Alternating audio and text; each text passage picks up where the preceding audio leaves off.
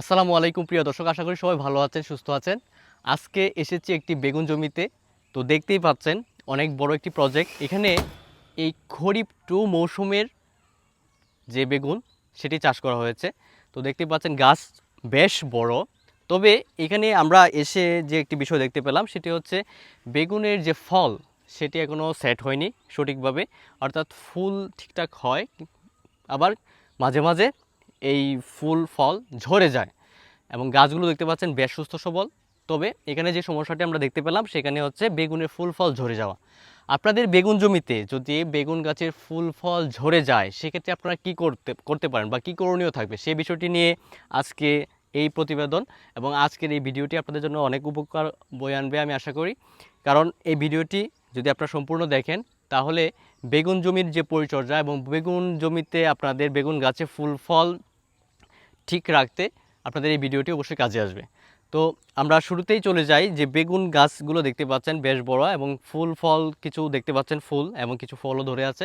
তবে এখানে শুরুর দিকে দেখা যাচ্ছে যে ফুলগুলো হওয়ার পর কিছুদিন পর পচে যাচ্ছে বা ঝরে যাচ্ছে এবং ফলগুলোও মাঝে মাঝে ঝরে যাচ্ছে। তো সেক্ষেত্রে আপনাদের কী করণীয় থাকবে? সেক্ষেত্রে আপনারা একটি কাজ করতে পারেন।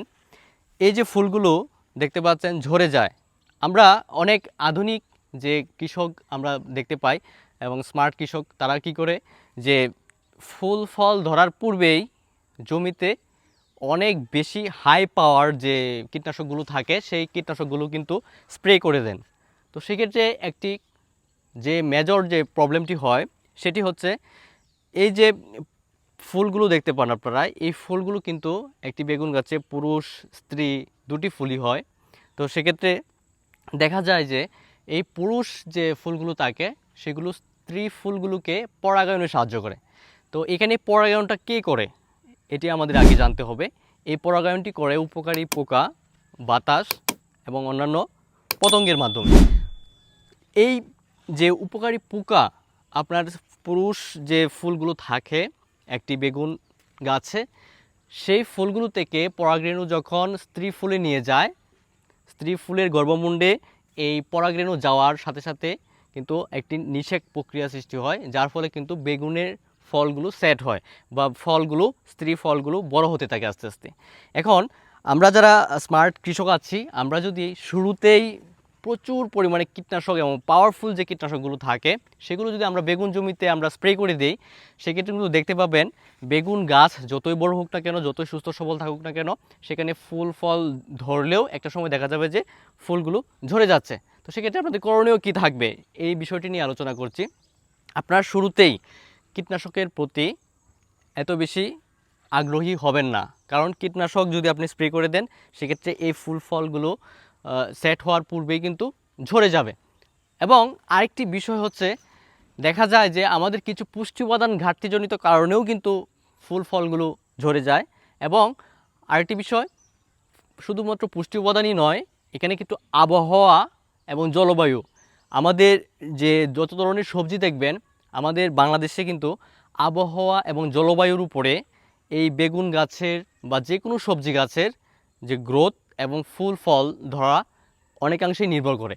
কারণ একটি আমরা যদি খরিফ টু মৌসুমের বেগুন সবজি যদি আমরা রবিতে চাষাবাদ করি সেক্ষেত্রে একটি ফলন দেবে বা ফলন নাও দিতে পারে। আবার দেখা যায় যে আমরা রবি মৌসুমের যে সবজিগুলো থাকে সেগুলো যদি আমরা খরিফ ওয়ান বা খরিফ টুতে চাষাবাদ করি সেক্ষেত্রে ফলন নাও দিতে পারে। তো এই ক্ষেত্রে মৌসুমের বিবেচনায় যে জাতগুলো আমাদের নির্বাচন করতে হবে সেক্ষেত্রে কিন্তু আমাদের বেশি নজর দিতে হবে যে কোন মৌসুমে কোন সবজি হয় এবং কোন মৌসুমের জন্য উপযোগী সেই জাত শুরুতেই নির্বাচন করতে হবে, একটি বিষয়। এবং আবহাওয়া এবং জলবায়ু যদি সঠিক থাকে বেগুনের জমির ফলন ফুটানোর জন্য বা ফলন ভালো দেওয়ার জন্য, সেক্ষেত্রে আবহাওয়া যদি অনুকূলে থাকে সেক্ষেত্রে কিন্তু বেগুনের যে ফুল এবং ফলগুলো সেগুলো টিকে থাকবে জমিতে। তাছাড়া আরেকটি সমস্যা হয়ে থাকে সেটি হচ্ছে পুষ্টি উপাদানের ঘাটতি। যদি আপনার বেগুন জমিতে পুষ্টি উপাদান যে থাকে সেই পুষ্টি উপাদানের যদি ঘাটতি থাকে সেক্ষেত্রেও কিন্তু বেগুনের যে ফুল ফল সেগুলো ঝরে যেতে পারে। সাধারণত বেগুনের ফুল এবং ফল ঝরে যায় আপনার বেগুন জমি যদি বোরন সারের ঘাটতি থাকে এবং পুষ্টি উপাদান দেখা যায় যে টিএসপি সার, সেই টিএসপি সারের যদি ঘাটতি থাকে এবং বোরন সারের যদি ঘাটতি থাকে সেক্ষেত্রে কিন্তু বেগুনের ফুল ফল হওয়ার পরেও একটি সময় ঝরে যেতে পারে। তো সেক্ষেত্রে আপনাদের করণীয় হচ্ছে যে বেগুন গাছে দুপুরের রোদে, বেগুন যে গাছটি দেখতে পাচ্ছেন, এই যে গাছটি, এটি দুপুরের রোদে যতটুকু ছায়া দেয়, সাধারণত একটি গাছের যে ক্যানোপি অঞ্চল আমরা বলি, একটি দুপুর 12টার দিকে যে রৌদ্রটা পড়ে, সেই রৌদ্র পড়ার পর যে ছায়াটুকু হবে সেটি আমরা একটি গাছের ক্যানোপি অঞ্চল বলি, এবং ওই পর্যন্ত কিন্তু একটি গাছের শিকড় পৌঁছায়, এবং শিকড়ের অগ্রভাগ কিন্তু মাটি থেকে পুষ্টি উপাদান গ্রহণ করে। এটি আমাদের জানতে হবে। এখন আমরা অনেক কৃষক কী করি, যে পুষ্টি উপাদান দেই সেটি গাছের একদম গোড়ায় দিয়ে দিই।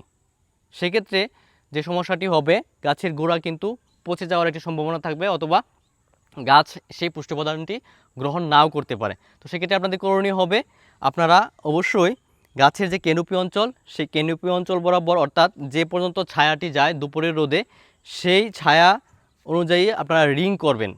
রিং করে সেখানে আপনারা যে সারগুলোর কথা বললাম, সেগুলো বেগুনের ফুল ফল ঝরে পড়া প্রতিরোধ করে, সেটি হচ্ছে যে টিএসপি সার এবং বোরন সার আপনারা কিন্তু ওই রিংয়ের মধ্যে দিয়ে আপনারা কিন্তু মাটি দ্বারা ঢেকে দিবেন। এবং যে কাজটি আপনারা করবেন সেটি হচ্ছে, আপনারা যে মালচিং পেপার দেখতে পান, সেই মালচিং পেপারটি একটু তুলে তারপর কিন্তু দিতে হবে সারটি।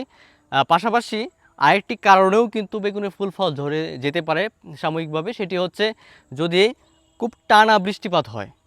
যদি টানা বৃষ্টিপাত হয়, সেক্ষেত্রে বেগুন গাছের যে মালচিং পেপারের গোড়ার দিকে যে ছিদ্র দেখতে পাবেন, সেই ছিদ্রর মধ্যে কিন্তু অধিক পরিমাণে যদি পানি জমে যায়, সেক্ষেত্রে কিন্তু বেগুনের ফুল ফল প্রাথমিক অবস্থা ঝরে যেতে পারে।